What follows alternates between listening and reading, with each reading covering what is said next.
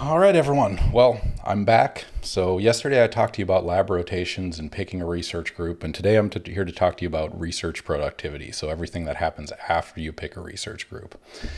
And so every time I give this talk, I debate whether to include this picture or not, because it is kind of demoralizing in terms of your graduate experience. But if I'm going to be perfectly honest, this is what your third year of graduate school feels like. Like you've been working for years, progressing towards something.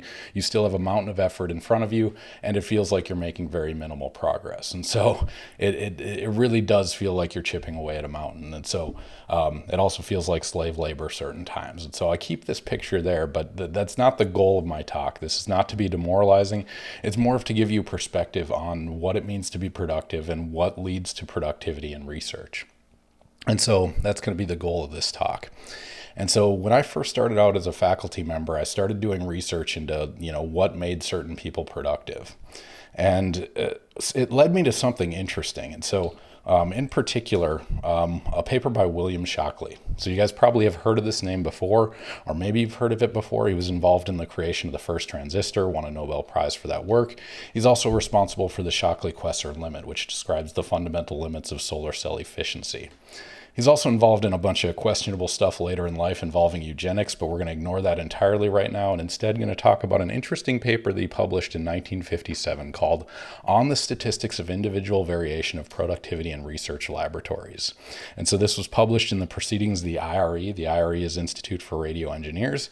But basically, he asked the same question I did. He said, some people are obviously more productive than others. What actually dictates productivity in lab? What makes some people better than other people? And that was the focus of this particular paper.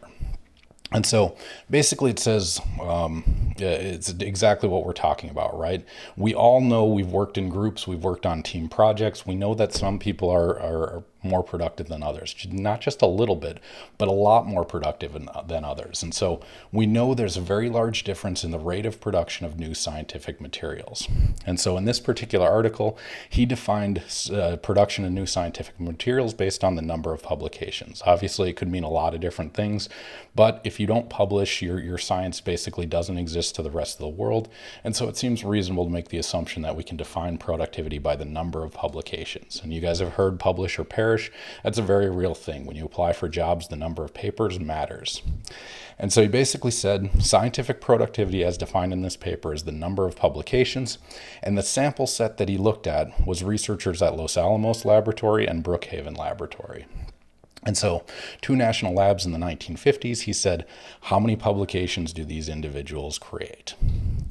And so before going into the results of that particular study, we have to talk about a normal distribution versus a log normal distribution. And so a normal distribution looks something like this. It's basically similar to a Gaussian curve. It's what you'd expect if you were going to compare the heights of everyone on Earth. You would expect a normal distribution where there are a few exceptionally short people and a few exceptionally tall people. One thing to note, this is not me making this up. This is 1950s literature where it's height versus men. They actually codified or numerically defined sexism into their graphs, but we'll ignore that for now because it's 1957. But the take-home message was if you do this with all the human population, you get a normal distribution of heights.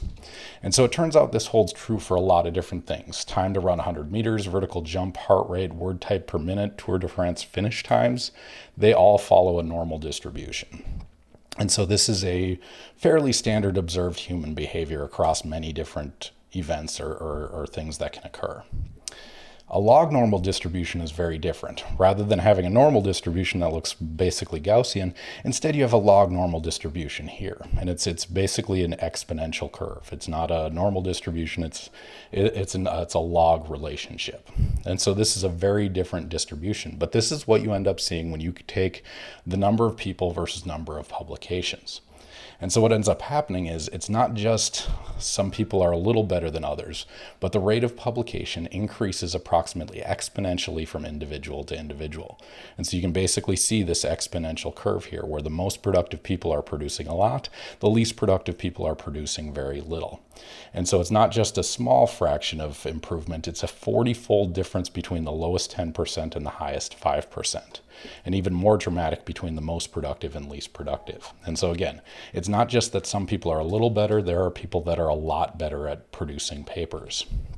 And so it turns out this has been re-verified over and over again, not just 1950s Los Alamos Brookhaven labs, but systematic studies across massive data sets. Here's a paper from 2010, Statistical Validation on the Global Model of Distribution of Ultimate Number of Citations Accrued for Papers Published in Scientific Journals. Basically, their observation was all but 30 of the 2,184 journals they found on the Web of Science followed this log normal distribution. And so this is a systematic observation. It happens over and over again. Not only does it happen for total number of papers, but also solo papers, multi-author papers, rate of publication, patents, number of citations, H-index, I-10 index. All of these metrics, there's a log normal distribution where some people are way better than other people. And so the question is why? And so when you look at what a normal versus a log normal distribution is, and so a normal distribution, let's say you walk a mile, it'll take you about 20 minutes. Fastest mile ever run is 3.75 minutes. That's about a 5-fold variation. Shortest and tallest person in history, again, a 5-fold variation between these two numbers. And that's pretty extreme. But when you think about a log normal distribution, one example would be you versus LeBron James in basketball, right? It's not just he's 5 times better, it's he's 1,000 times better, right? Regardless of how good you might be, the difference between a pro and an average human being is exponentially different. This also shows up in the time to solve a Rubik's Cube, interestingly enough. The current world record is 3.47 seconds. Here's the distribution of times in seconds for the World Championships in Rubik's Cube solving. So again, a log normal distribution. We saw the same thing in publications, a 40-fold difference between the lowest 10% and highest 5%, and a variation of nearly 100-fold between extreme individuals. So I want you to think about this. The difference between the shortest and tallest person ever born is only 5-fold. The difference between the most productive and least productive researcher is 100-fold. And so very dramatic differences in outcomes. And so, again, the conclusion from all of this is some people are not just more productive, but exponentially more productive. And so the question is why? One person might say there's some inherent ability or just you're born with a certain intelligence or you have inherited traits that make you better than others. And that's, I can assure you that that's not true. The research simply does not support that. And so if you look at intelligence like an IQ tests follow a normal distribution. There's nobody that's exponentially smarter than another person. It's all log normal. You're going to have somebody that's maybe 5 times smarter than someone else, but not 40 times smarter. And so it's definitely not dictated by intelligence. In fact, there's been a lot of research into this, and one of the interesting conclusions is once someone has reached an IQ of somewhere around 120, having additional IQ points doesn't seem to translate to any measurable real-world advantage. And so there's a threshold where you're smart enough and additional IQ points don't actually help you be more productive. In fact, if somebody has an IQ of 130 or more, they're just as likely to win a Nobel Prize as someone with a IQ of 180. And so this leads us to conclude it's not just intelligence or some inherent born traits, right? There's something else going on. And so, again, a take-home message here is intelligence does not equal productivity, and none of the research says it should. And so Shockley basically had a different proposal. He said the variation in rated production from one individual to another can be explained on the basis of a simplified model and concerning the mental processes.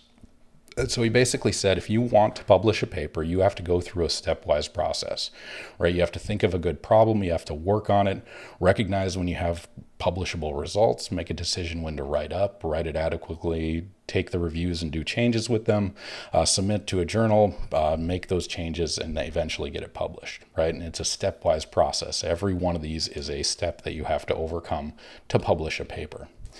And so he basically said, we can think about each of these steps as a productivity metric, right? And so we can look at a particular project and we can say, how good are you at fulfilling the goals of that aspect of the project? And so if you're doing something like running a mile, we'll do a simplified picture. You have one factor or task to complete, right? And it's run fast for an entire mile. And so you might have some kind of productivity metric associated with that. And so we'll say P is equal to F1. And so you have one factor or one task to complete and one metric describing how good you are at that. However, if you're going to do multiple tasks and not just running a mile, but let's say you're going to publish a paper, you need to think of a problem, work on it, make changes, do the research, blah, blah, blah. Each one of those steps is a different task. It's a different skill set. It's a different ability that you have to develop and achieve and overcome in order to publish a paper. And so your overall productivity is not just dependent on one thing, but it's dependent on multiple factors that are scalar and multiplied times each other. And so if you think about this in terms of just a comparative productivity between individuals, if your average person has a productivity of 0.5 for one factor, overall productivity is 0.5, right? And so if you're a single task in your average, your overall productivity is 0.5. If you're 50% above average, you're 0.75, your overall productivity is 0.75. So a nominal change in the amount of material you might generate. So again, if you're 50% above average, you are 1.5 times the average. And so that's what we'd expect for a normal distribution type behavior. However, if you have 8 tasks and you are average at all of those 8 tasks, each one of those gets multiplied together. So 0.5 times 0.5 times 0.5, your overall productivity for those 8 tasks ends up being 0.0039. And the absolute scale here doesn't matter. It's just saying this is the number if you're average. Now, let's say you're 50% above average, you're 0.75. And so here you can see factor 1 times factor 2, multiply all those together, you get a productivity metric of 0.1. And so it says if you're 50% above average, you're going to be 25 times better at doing something. And so this was basically his argument. Here's what you'd expect for a normal distribution. This is what you'd expect for a log normal distribution. And so the idea, again, is if you have multiple steps along the way, each one of those steps impacts your overall productivity. And it's not just a normal distribution, it is log normal distribution with a small change, well, not so small, but a difference in productivity at each step gives you this multiplying factor that gives you 25 times increased productivity, even with a 50% above average performance. And so again, he broke it down in these individual steps. So factor 1, think of a good problem. Factor 2, think of or have the ability to work on it, recognize worthwhile results, so on and so forth. You take each one of these and your ability at each one of them and multiply them together. That's what dictates your overall productivity. And so if you are 10% better than your colleague, you're going to get twice as many papers. 20% better, 4 times as many. 50% better, 26 times as many papers. If you are bad at any one of these steps and have a 0% impact on that factor, you are going to publish 0 papers. And so likewise, being a little bit better at all of them makes you a lot better overall. Being terrible at one effectively drops this number down to 0. And so being moderately good at everything is better than being great at some and terrible at others. And so this is, again, why there's a log normal distribution according to Shockley. And so again, here's your steps. Here's what you have to get good at in order to be productive in research, at least according to Shockley. You have to get each one of these steps and be productive at each step. And then there's a log normal distribution of performance or productivity in terms of publications based on your impact on each one of these events. And so one thing to note about these is, no one is born with the ability to write a research paper, right? There's certain innate talents we might have, ability to 3D visualize things or some inherent ability to speak well. But all of these are acquired skills. These are not things that you're just born in with. We can't take anyone off the street, no matter how gifted, throw them in the lab and they're able to run column chromatography. These are all acquired skills. No one is born with it. Most of these skills you were not taught in your classes. You are learning them for the first time in graduate school. Even your previous research experience is not necessarily going to translate to what you're going to do in graduate school. And so the thing to note here is these are all acquired skills, and so you have to learn them. And so it really comes down to time and practice, right? The time you spend doing something and the amount of practice you put into it and how much homework you do on those various topics to learn more and develop your skill set in each one of these various tasks. And so the question is, how much time and practice? And so this is a pretty famous book. Maybe some of you have read it. It's Malcolm Gladwell. It's called Outliers. Basically, he wanted to look at what made some people better than others. So similar to what Shockley was doing, this one much more anecdotal. In this case, he wanted to know, what does it take to be the best at something? And so one of the major conclusions here is the same thing we just talked about. In cognitively demanding fields, there are no naturals. Nobody walks into an operating room straight out of surgical rotation and does world-class neurosurgery. Even if you're gifted, even if you're brilliant, even if you get perfect grades all throughout school, it doesn't mean you just walk in the room and do surgery well, right? Every single one of those things is a practice trait. And so through his analysis and through his study of these high-performing individuals, whether it's surgeons or musicians, he basically came to the conclusion that on average, it takes something along the line of 10,000 hours of practice to achieve mastery in a field. And so that's 10,000 hours of doing a task that you need to get dexterous at, you need to intellectually develop your skills at. It's going to take 10,000 hours for you to become the best or highly competitive in any given task.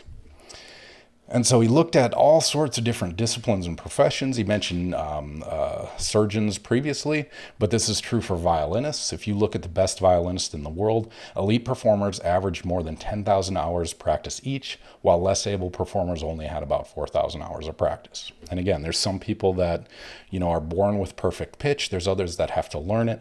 It doesn't matter. If you're a violinist on an elite level, you have probably done at least 10,000 hours of practicing to get to that level, and then additional hours to maintain that level of performance. And again, another conclusion is there are no naturally gifted performers. Like there's no one that doesn't practice at all and is an elite violin player. That just does not happen. There is a direct relationship between hours of practice and level of achievement. Again, no naturally gifted inherent ability. You have to learn these skills and develop them. Other examples they use in the book, grandmasters in chess play 10,000 to 50,000 hours of chess, studying previous games, studying starting positions, so on and so forth. Bill Gates had 10,000 hours of programming experience by 1975 before he dropped out of Stanford and started Microsoft. The Beatles practiced at least 10,000 hours before arriving in the US. And so even across music, computer programming, chess, violinists, surgeons, whatever the discipline might be, hours of practice matters. And that key number on average is somewhere around 10,000 hours. And so let's bring this back to what we're talking about in grad school. We are talking about productivity and research.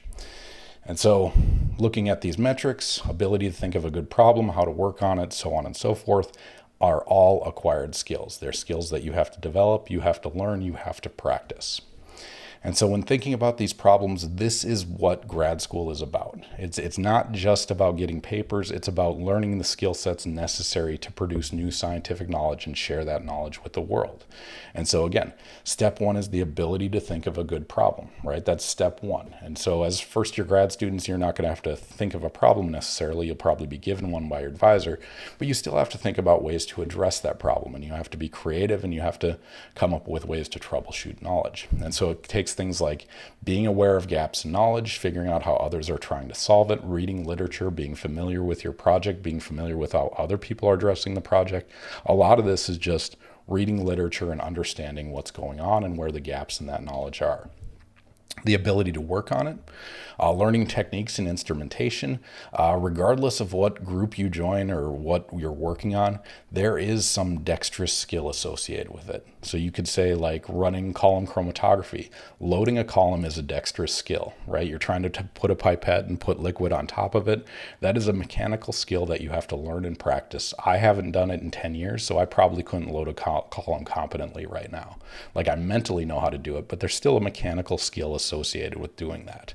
And so things like manual dexterity, they take time practicing and working on it. Just like an elite athlete training to do boxing or hurdling or whatever it might be, you have to work on it. And you also have to, have time management and focus on certain tasks over other tasks and focus your work accordingly.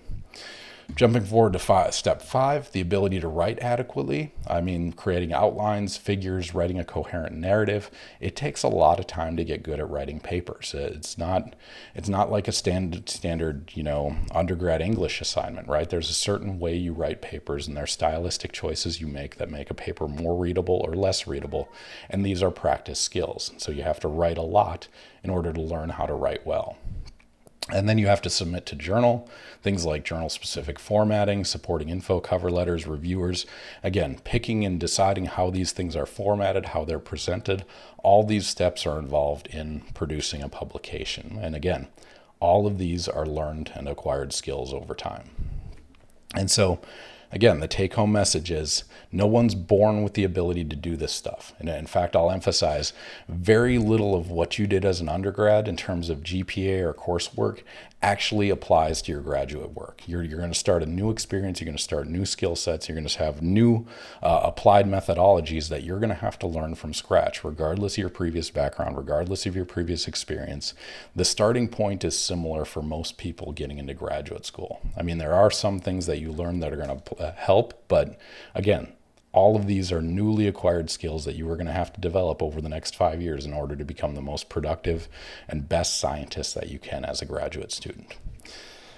And so I'll close with a qualitative graph describing this. And so when we think about what it takes to get 10,000 hours of practice and research in graduate school, if you work 40 hours a week, it'll take you 5 years to reach that 10,000 hour threshold. Is that a coincidence? I have no idea. But anecdotally, based on that productivity, if you work 40 hours a week, you're probably going to end up with approximately 2 papers. Now you can go another route. If you work 80 hours a week, I wouldn't recommend anyone do this. This is not necessarily good for you, but I have had students that work 80 hours a week and they reach 10,000 hours by 2.5 years. And so basically at the time they're doing their qualifying exam, they have already reached maximum productivity and they're going to graduate with more than 15 papers total. And so again, this is a qualitative depiction, but you get the idea. The more you practice, the more productive practice you do, the more you work, the more time you spend, the more productive you're going to be in terms of making publications. And if you're looking at job applications where somebody has greater than 15 papers versus 2 papers, chances are this person is going to win. Not only that, but they have acquired much more experience. This curve probably increases over time regardless, because they'll move on to new projects, new skills, develop new things, and become increasingly productive over time. So I guess I'll leave you guys with that. I realize this is a lot to take in. This is your first week of graduate school. We just talked about joining a research group yesterday, but you are off to the races now, right? This is you versus the world. Your goal as a graduate student is to carve out a unique scientific niche to make a contribution of knowledge that no one has ever seen before. You're developing something that no one has ever thought of. You're going to contribute something to the world that no one has ever known. And it really comes down to how productive are you in doing those various tasks that get you to share that scientific knowledge with the world. And so again, you're going to hit a lot of hurdles, especially early on. You're going to stumble, you're going to make mistakes. Make those mistakes, learn from them, don't make those mistakes again. The more you work, the faster you'll make those mistakes, the better you'll get. And so again, your productivity in grad school is entirely limited by you. And there's all sorts of data that says your undergraduate GPA, your previous experience, your GRE scores, very little of that directly applies to research. And so everyone in the room that's listening to me right now, you are starting off as a clean slate and you are trying to develop your skills as quickly as possible and reach that maximum productivity. So again, a lot to digest, but I'll leave it there. If anyone has any questions, I am happy to answer those right now.